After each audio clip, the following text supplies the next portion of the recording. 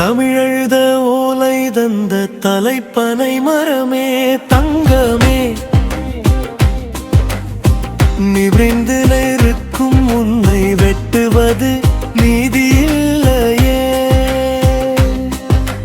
களிமண்ணில் எழுதி சுட்ட பானையில் எழுதி கல்வெட்டில் எழுதி பின் துணியில் எழுதி விலங்கு தோலில் எழுது பின்னே பொன் வெள்ளி செம்பு மாழையில் எழுதி எழுதி அந்த மரபை எளிமையாக்கினை பனை தோலில் எழுதி மை தடவி பார்த்து வாசிக்கும் மரபு வந்ததே.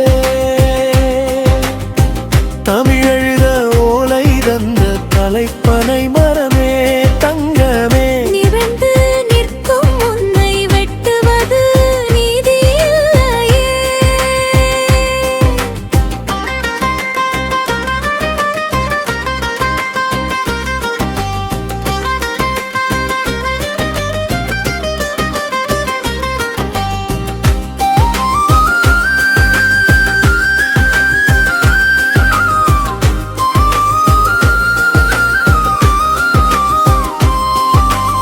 உலகில் பேசும் மொழி 19,000 நம் பாரதத்தில் பேசும் மொழி 6,000.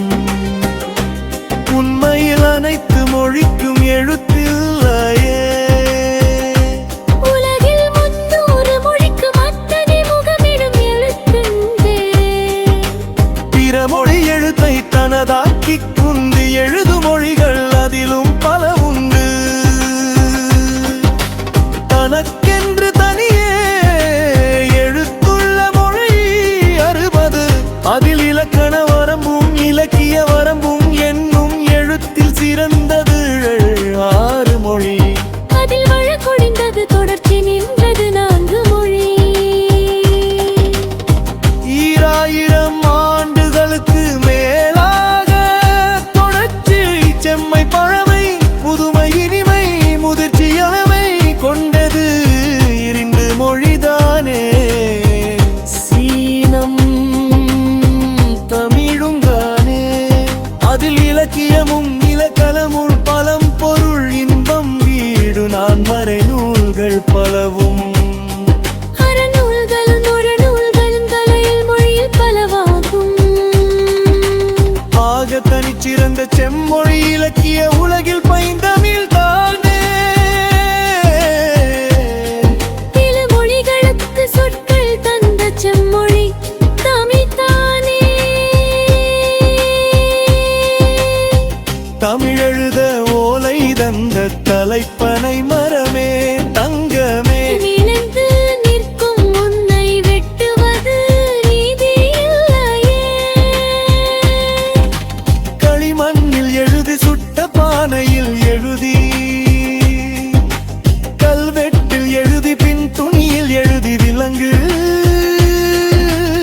தோலில் எழுதி பின்னே பொன் வெள்ளி செம்பு மோலை எழுதி எழுதி வந்த மரபை எளிமையாக்கினாய் பனை காணில் எழுது மை தடவி பார்த்து வாசிக்கும் மரபு வந்ததே.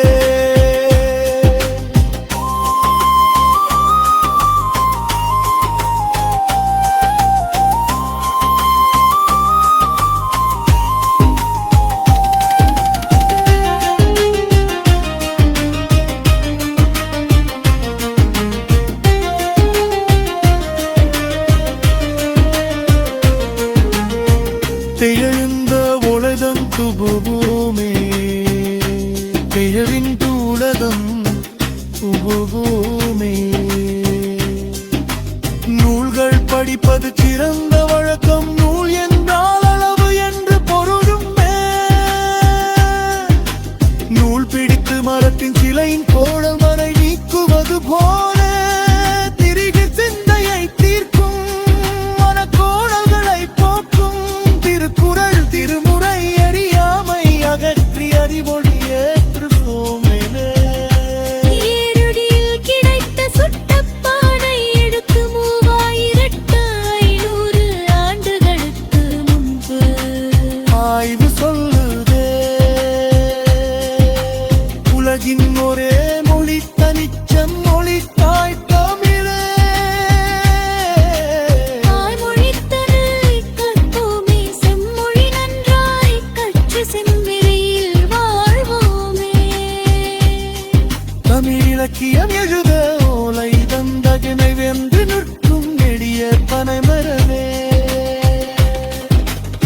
நிறைய நட்டு வளர்ப்போமே, நன்றியால் வாழ்வோமே. நல்ல நூல்கள் நிறைய வாங்கி வாசிப்போம்,